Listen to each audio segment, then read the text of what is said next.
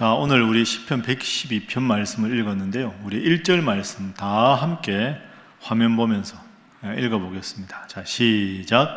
할렐루야. 여호와를 경외하며 그의 계명을 크게 즐거워하는 자는 복이 있도다. 아멘. 여호와를 경외하며 그의 계명을 지키는 자는 복이 있다. 이렇게 말씀합니다.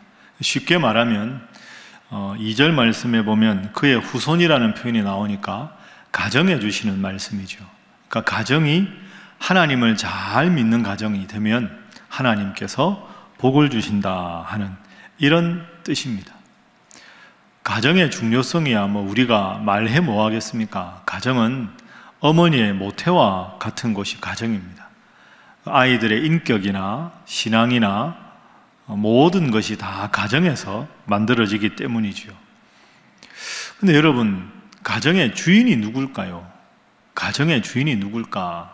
너무 쉬운 질문 같은데 우리는 의외로 가정의 주인을 착각하는 경우가 많습니다.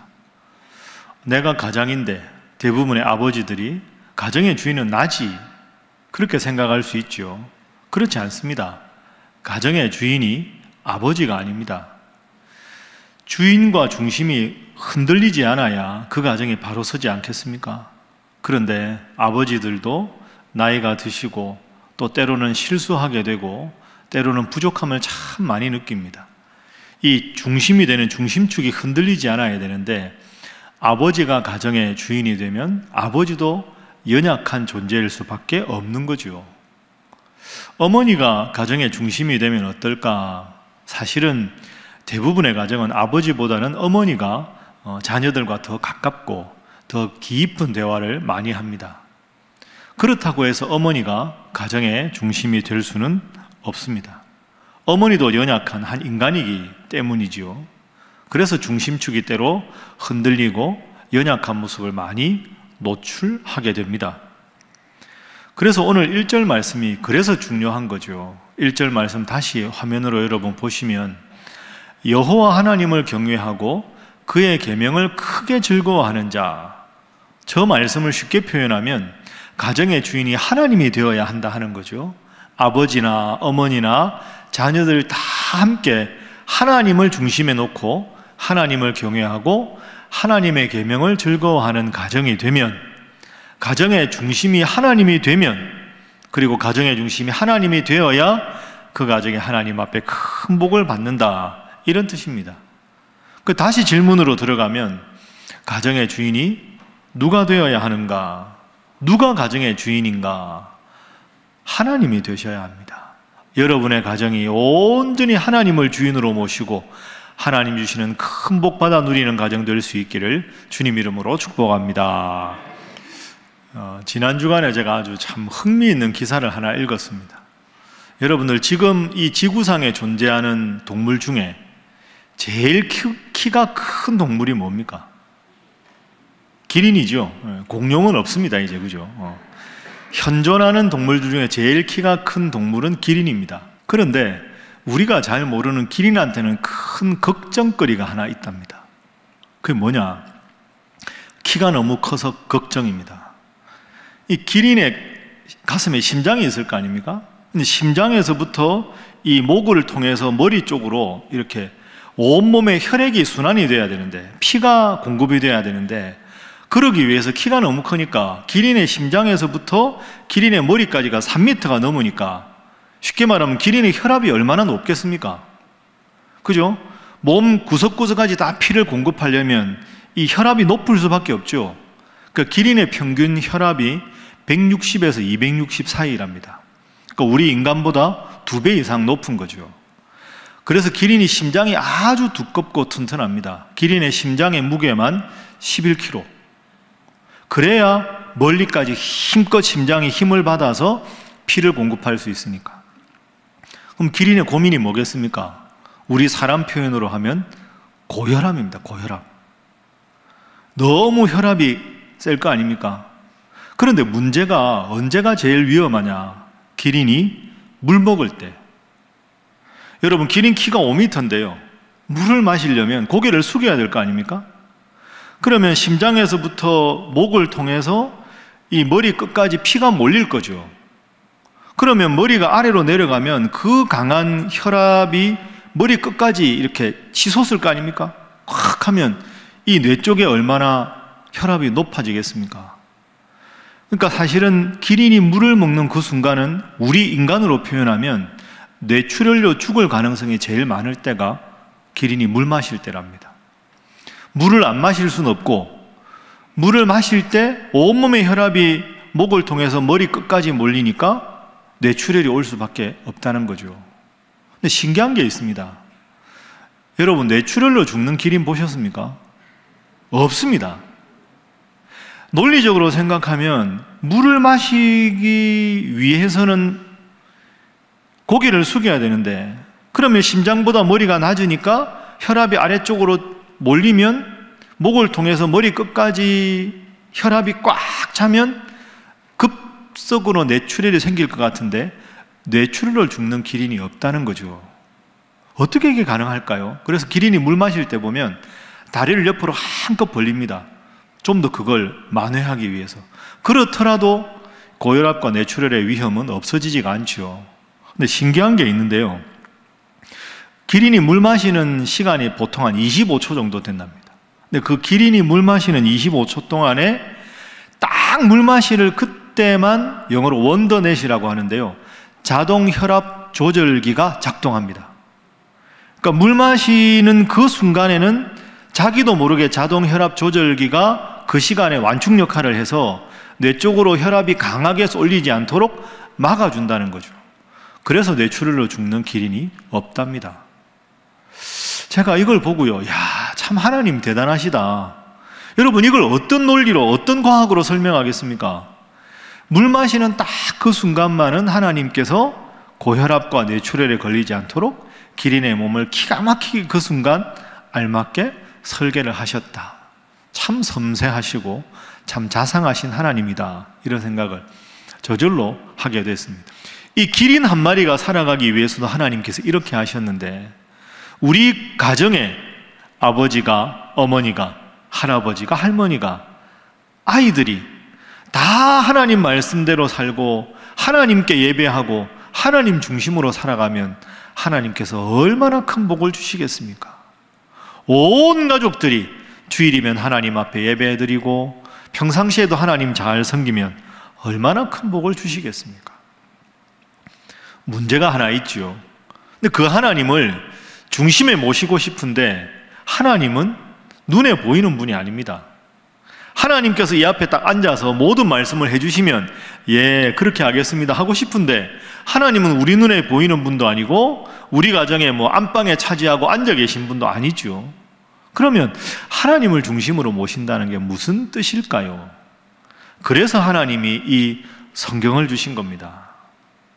보이지 않는 하나님, 그러나 이 보이는 하나님의 말씀을 통해서 하나님 중심으로 살아가는 모든 법도와 모든 규례를 이 말씀을 통해 아주 자세하게 친절하게 우리에게 일러주시는 거죠. 그래서 우리가 매일 이 말씀을 읽어서 하나님의 뜻을 깨닫고 그 말씀을 깨달은 것이 정말로 확실하게 나에게 주신 하나님 말씀인가를 깨닫고 살기 위해서 기도하게 하셨습니다. 그래서 하나님을 우리 가정의 주인으로 모신다는 것은 우선 말씀을 읽고 이 말씀을 내 삶에 실천하기 위한 분명한 확신을 갖기 위해서 기도하는 거죠. 그래서 말씀과 기도가 하나님 중심으로 살아가는 가장 강력한, 이 세상을 지혜롭게 살아가는 무기가 되는 거죠. 여러분, 항상 여러분의 삶에, 여러분의 가정에 이 말씀 중심으로, 기도 중심으로 살아가셔서 하나님 주시는 큰 은혜와 복이 우리 사랑하는 신일의 모든 성도들의 가정에 충만히 임하기를 주님 이름으로 축복합니다. 자, 그래서 1절은 온 가족들이 하나님 중심으로 살아가야 한다. 하나님의 계명대로 살아야 한다. 이렇게 말씀을 하시고, 이어지는 2절 말씀에는 그렇게 살아가면 여러분들 뿐 아니라 여러분의 자녀들도 다 하나님께서 잘 되게 해주시겠다. 이렇게 약속을 해주셨습니다. 자, 우리 2절 말씀도 함께 읽어봅니다. 시작. 그의 후손이 땅에서 강성하며 정직한 자들의 후손에게 복이 있으리로다. 아멘. 그의 후손이 땅에서 강성하다, 우리 가정의 자녀들이 땅에서 잘 된다, 정직한 자라는 말은 하나님의 말씀대로 살아가는 자, 이런 뜻입니다. 그러니까 하나님 말씀대로 살아가면 자녀들이 다 잘 된다 하는 거죠. 따라 해볼까요? 하나님 중심으로 살면 자녀들도 다 잘 된다. 여러분 믿습니까? 그렇죠. 하나님 중심으로 살아가면 하나님이 우리의 자녀들에게도 자손들에게도 복을 주신다 하는 것이 오늘 본문의 이 약속입니다. 그런데 이 잘 된다 하는 표현을 잘 이해하셔야 됩니다. 잘 된다고 했으니까 모든 것이 그냥 공부도 제일 잘하고 몸도 제일 튼튼하고 직장의 취업도 제일 좋은데 턱턱 되고 그게 잘 된다는 게 아닙니다. 여러분 승승장구하고 돈 많이 벌고 좋은 대학에 가고 그 모든 것은 어떻게 보면 참 부럽기도 한데요, 그건 세상적으로 잘 되는 겁니다. 그건 하나님 믿는 거하고 아무런 관계가 없습니다. 그러면 하나님 잘 믿는 가정의 자녀들이 잘 된다, 그럼 도대체 성경에서 말하는 잘 된다 하는 것이 무슨 뜻일까요? 세상적인 잘 되는 것과 구별되는 하나님께서 잘 된다, 자녀들이 잘 될 것이다, 그 말씀의 뜻이 무엇일까? 우리가 이것을 정확하게 알아야 합니다. 제가 아주 좋아하는 시가 있는데요, 여러분도 이미 알고 있는 예수님의 삶에 대해서 제일 잘 소개한 참 멋진 시라고 생각합니다. 영어로 되어 있는 시인데요, One Solitary Life, 한 고독한 삶, 이렇게 우리말로 번역되는데 제가 한번 여러분들에게 읽어드리겠습니다. 여기 한 고독한 생애가 있다. 그가 나신 곳은 이름 없는 한 시골. 그의 어머니는 보잘것없는 시골 여인. 그는 그의 나이 30이 될 때까지도 이름 없는 비천한 목수였고 그 후 3년 동안 그는 방황하는 전도자였다. 그에게는 한 권의 저서도 없으며 그에게는 아무런 지위도 없으며 그에게는 따뜻한 가정도 없으며 그에게는 대학의 학력도 없으며 그에게는 큰 도시의 견문조차 없으며 다닌 길도 작은 한 나라에 불과하였다.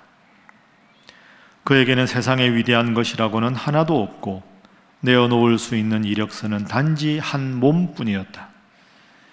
그 자신의 삶은 이토록 비참했던 것, 3년의 전도와 사랑의 실천 뒤에도 그에게 돌아온 것은 오히려 무리들의 배척이었고 제자들의 배신과 부인이었다. 그리고는 원수에게 넘겨져 조롱과 재판을 받고 마침내 십자가에 못 박혀 죽게 되었다. 여기까지 예수님의 인생을 보면 예수님은 실패자입니다. 세상적인 안목에서 보면 완벽한 실패자죠. 뭐 하나 남들에게 내세울 만한 게 전혀 없습니다. 그런데 여러분은 예수님을 어떻게 이해하십니까?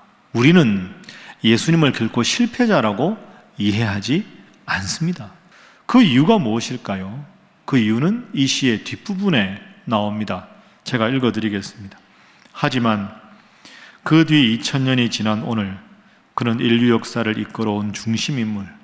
보라, 이 인류의 역사에서 그토록 호령하던 장군들은 얼마나 많았으며 그토록 영화를 누리던 제왕들은 또 얼마나 많았던가. 그러나 이 모든 사람들로도 인류 역사에 남기지 못했던 큰 일을 이룩하신 것은 예수 그리스도, 그의 한 고독한 생애여라. 그렇습니다.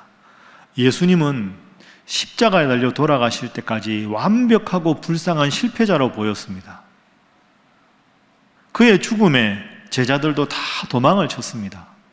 그러나 우리는, 그리고 역사는 예수님을 실패자라고 말하지 않습니다. 이 지구상에 가장 많은 사람들이 주일이면 하나님 앞에 예배드리고 예수님을 나의 구원자로 고백합니다. 우리나라 사람도 아니고 가까운 시대에 살았던 사람도 아니고 그분의 기록이 어마어마하게 많은 것도 아니고 그분의 가족들이 지금까지 살아있는 것도 아닌데도 불구하고 우리는 그 예수님을 인류의 가장 위대한 승리자라 이렇게 고백하고 있습니다.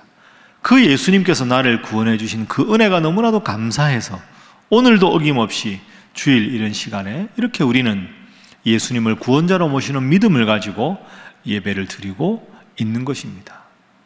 여러분, 예수님은 당대에는 그 당시 사람들 보기에는 실패한 분이었습니다. 십자가에서 그냥 죽어 사라진 불쌍한 한 청년에 불과했습니다. 그러나 그 예수님은 십자가의 죽음을 이기시고 3일 만에 부활하셨습니다. 부활하신 이후에도 짧게 인생을 살아가신 것밖에 없지만 2000년 후에 그 누구도 예수님을 실패자라고 말하지 않습니다. 엄청나게 많은 무리들이 보는 앞에서 모든 사람들의 통곡 자아내면서 죽었던 그 많은 영웅들은 지금 사람들 기억 속에 희미하게 사라져가고 있지만 십자가에서 비참하게 죽었던 33살의 한 유대 청년 예수님은 위대한 승리자로 우리 곁에 남아 있는 것입니다. 여러분, 이것이 승리라는 단어의 뜻입니다. 오늘 본문 2절에 잘 된다는 단어의 뜻입니다. 그의 자녀들이 잘 된다.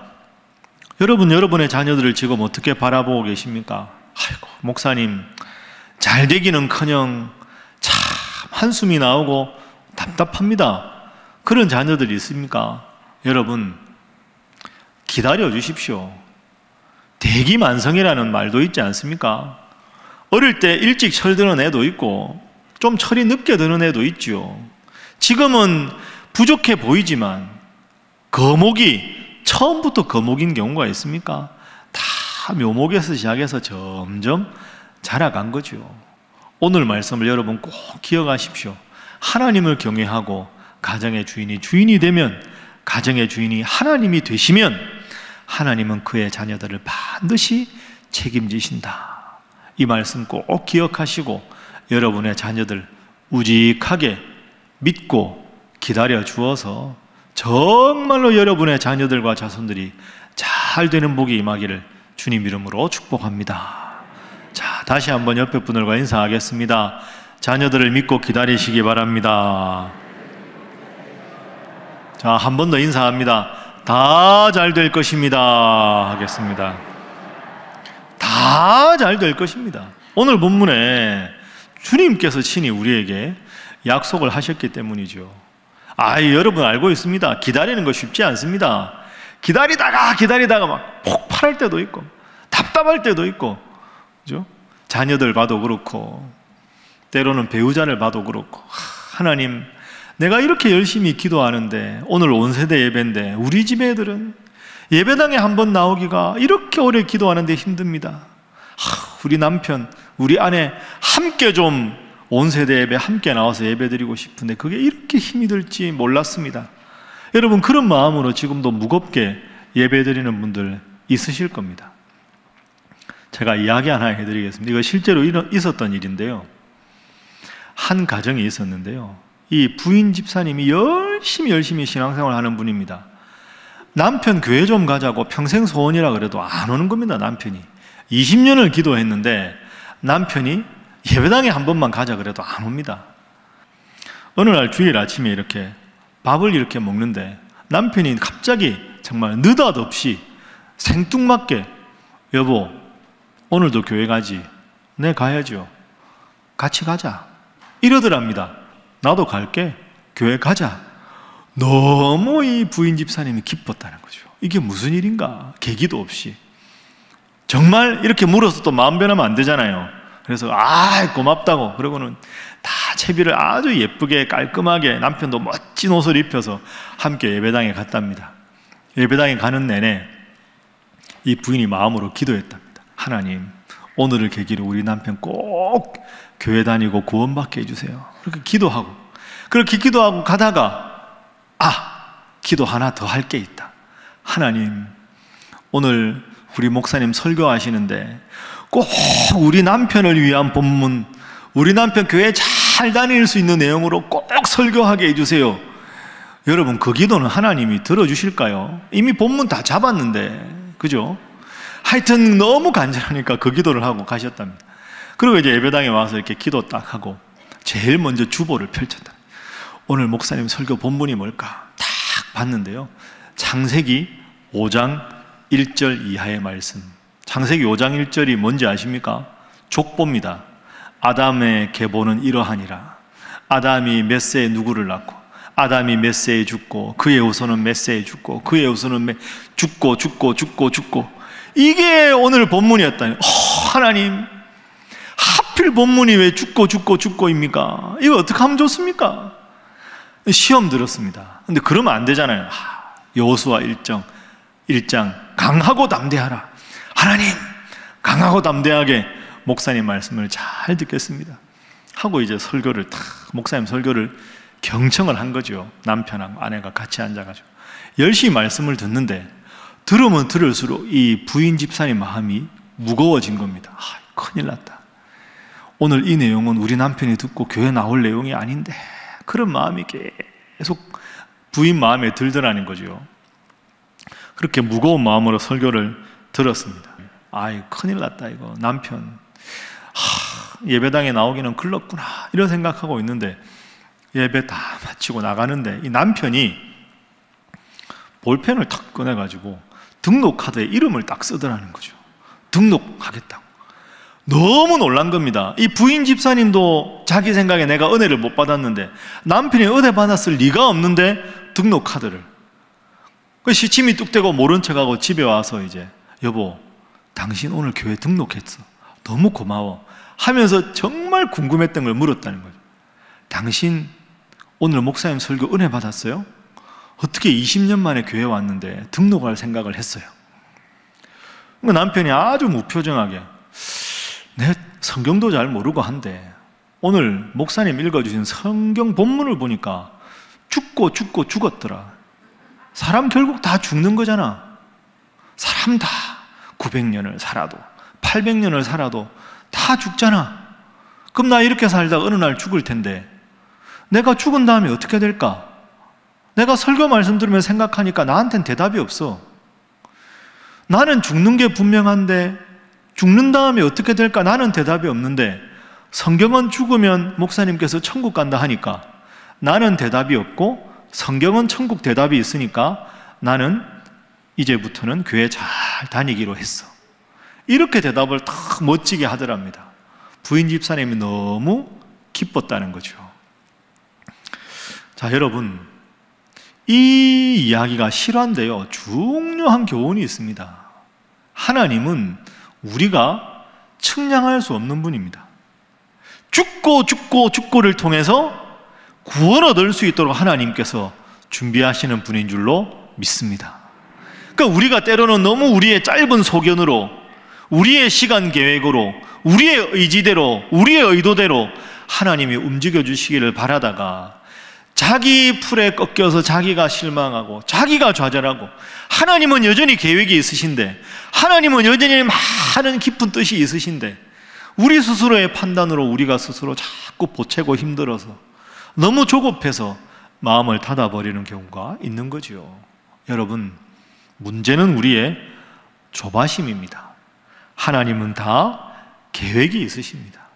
내 짧은 생각으로 기도하다가 기도 단념하고, 하나님 앞에 열심히 간구하다가 내 마음으로 조바심으로 덮어버리고 그러지 마시고, 신실하신 하나님, 오늘 이 말씀에 하나님을 경외하면, 우리 가정의 주인 되어주시면 우리도 다 잘되고 우리의 자녀들도 다 잘된다, 이렇게 약속해 주셨으니 이 약속 믿고 앞으로도 믿음 생활 잘 하셔서 오늘 본문의 이 두 구절의 귀한 복이 여러분의 가족에게, 여러분의 자손들 모두에게 대대로 임할 수 있기를 주님 이름으로 축복합니다.